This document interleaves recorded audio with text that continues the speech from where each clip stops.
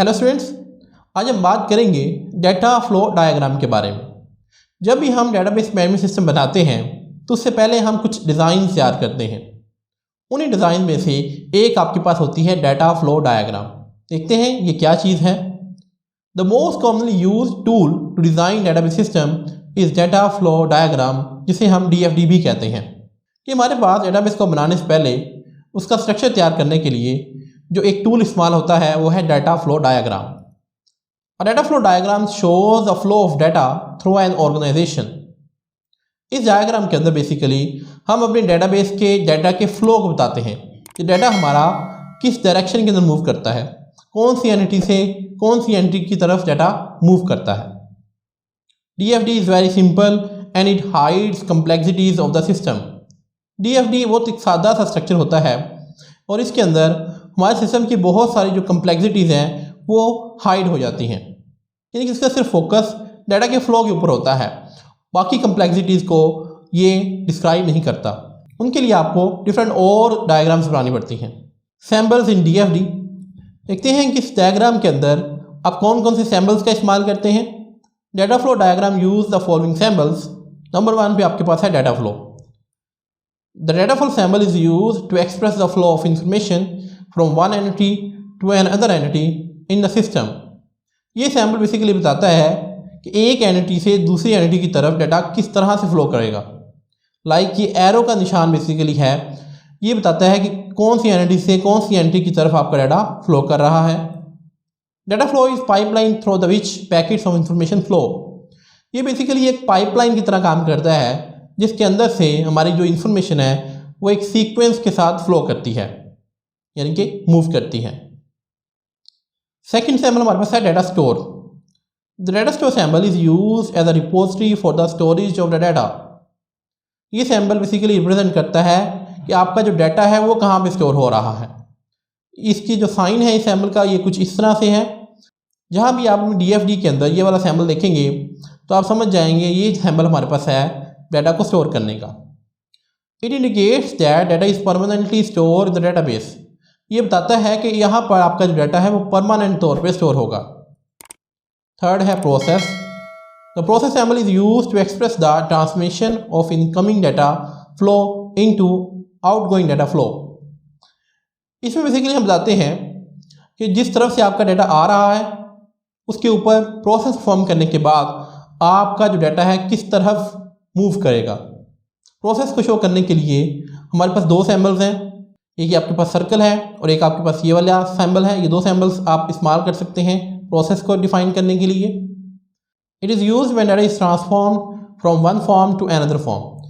कि डाटा जब इसके अंदर एंटर होगा तो किसी और शक्ल में होगा और जब इसे बाहर निकलेगा तो इसकी जो फॉर्म होगी वो चेंज हो चुकी होगी।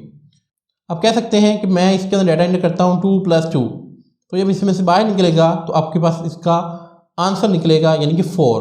तो जब इंटर हुआ तो किसी और शक्ल में था और जब इसमें से प्रोसेस में से बाहर निकलेगा तो इसका जो रिजल्ट होंगे वो डिफरेंट होंगे। नेक्स्ट हमारे पास है external entity. An entity that interacts with the system from outside the system is called external entity. Entity हम पढ़ चुके हैं कि कोई भी चीज़ जिसके बारे में हम डेटाबेस के अंदर डाटा कलेक्ट कर रहे हैं वो एंटिटी कहलाती है। तो बेसिकली आपके DFD के अंदर हमने किसी भी एंटिटी को शो करना है उसके लिए आप रेक्टेंगल का साइन इस्तेमाल करते हैं, चाहे वो इंटरनल एंटिटी हो चाहे वो एक्सटर्नल हो। हम दोनों के लिए ही रेक्टेंगल का इस्तेमाल करते हैं। इंटरनल एंटिटी जो आपके डेटाबेस के अंदर मौजूद होती है, एक्सटर्नल एंटिटी जो आपके डेटाबेस का हिस्सा तो नहीं होती लेकिन वो आपको बाहर से उस डेटाबेस को इस्तेमाल करती है, उसको आप एक्सटर्नल एंटिटी कहते हैं। नेक्स्ट हमारे पास है collector. The collector sample is use to express several data flow connections terminating at a single location। जब बहुत सारी डिफरेंट डायरेक्शन से हम अपने डाटा को एक जगह पे कंबाइन करते हैं उसको आप कलेक्टर कहते हैं। इसकी डायग्राम कुछ यूँ है, अगर आप यहाँ पर देखें तो डाटा आपका बहुत डिफरेंट डायरेक्शन से आ रहा है और इसको हम यहाँ पे कलेक्ट करके आगे सिर्फ एक ही पाइपलाइन के थ्रू सेंड कर रहे हैं। It is use to show the convergence of data to single point. ये बताता है कि हम डाटा को कन्वर्ज कर रहे हैं, यानी कि मल्टीपल डाटा को आपस में इकट्ठा कर रहे हैं। नेक्स्ट हमारे पास है separator. The separator is use to separate data from a single source to multiple sinks. इसमें डाटा एक पॉइंट से आएगा, लेकिन हम उसमें से एक ख़ास क्राइटेरिया के मुताबिक अपने डाटे को डिफरेंट डायरेक्शन में सेंड करेंगे। इसकी डायग्राम कुछ यूँ है। यहाँ से आपके पास लेफ़्ट साइड से डाटा इंटर हो रहा है। यहाँ पर हम कोई चेक अप्लाई करेंगे जिसकी बेस के ऊपर जो आपका डाटा है वो 3 डिफरेंट डायरेक्शन के अंदर मूव करेगा। तो ये तमाम के तमाम हमारे पास सैम्बल्स है जो हम अपनी डाटा फ्लो डायग्राम के अंदर इस्तेमाल करते हैं। नेक्स्ट हम डाटा फ्लो डायग्राम की एग्जांपल देखेंगे।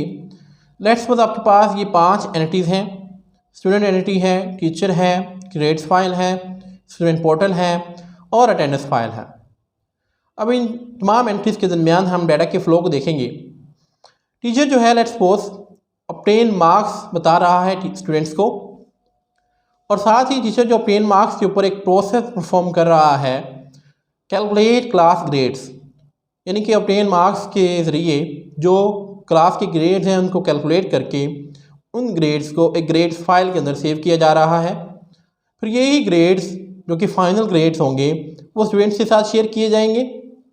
दूसरी तरफ टीचर प्रेजेंट्स और एब्सेंट्स के ऊपर प्रोसेस परफॉर्म कर रहा है, कैलकुलेट एनुअल अटेंडेंस कैलकुलेट करने के लिए, और जो भी एनुअल अटेंडेंस होगी उसको अटेंडेंस फाइल के अंदर सेव कर दिया जाएगा। फिर उस अटेंडेंस फाइल के जो रिजल्ट्स हैं यानी कि जो अटेंडेंस हैं वो स्टूडेंट पोर्टल के ऊपर अपलोड की जा रही है, और ये स्टूडेंट पोर्टल पे जो अटेंडेंस है वो शेयर की जा रही है स्टूडेंट्स के साथ। तो ये बेसिकली एक डायग्राम हमने बनाई है, डाटा फ्लो डायग्राम, जिसके अंदर हम एक छोटे से सिस्टम के अंदर देख रहे हैं कि डाटा किस डायरेक्शंस के अंदर फ्लो करेगा। नेक्स्ट हमारे पास है advantages of data flow diagram. DFD provides following advantages. It helps in understanding of interrelationships of systems and subsystems. ये हमें बताती है कि हमारे जो सिस्टम्स के अंदर जो एंटिटीज़ हैं उनके दरमियान कौन कौन से रिलेशनशिप्स हैं। It helpful in communicating current system knowledge to user. इससे हम बता सकते हैं कि मौजूदा सिस्टम के अंदर डाटा किस तरह से फ्लो कर रहा है। It is an analysis of propose system to determine if all the data and process have been defined. इस डायग्राम से हमें यह पता चल सकता है कि क्या हमने तमाम की तमाम चीज़ों को डिफ़ाइन कर लिया है, कोई चीज़ रह तो नहीं गई। ये डायग्राम बनाकर आप यूज़र को दिखा सकते हैं। क्या इसी तरह से आप चाहते हैं कि आपका जो डाटा है वो डाटाबेस के अंदर फ्लो करे? अगर तो वही कहेगा ओके, तो हम उसके ऊपर आगे काम करना स्टार्ट कर देंगे, नहीं तो हम उसके अंदर कोई चेंजेस ले आएंगे। लिमिटेशंस ऑफ DFD, हमारे पास डाटा फ्लो डायग्राम की कुछ लिमिटेशंस भी हैं। DFD has the following limitations. DFD does not provide any way of expressing decision points. DFD के अंदर आप कहीं भी कोई डिसीजन मेकिंग नहीं करते। DFD is only focus on the flow of instructions. इसमें हम सिर्फ फ्लो ऑफ इंस्ट्रक्शन या फ्लो ऑफ डाटा बताते हैं, जो कि हमारे पास एक लिमिटेशन है डाटा फ्लो डायग्राम की।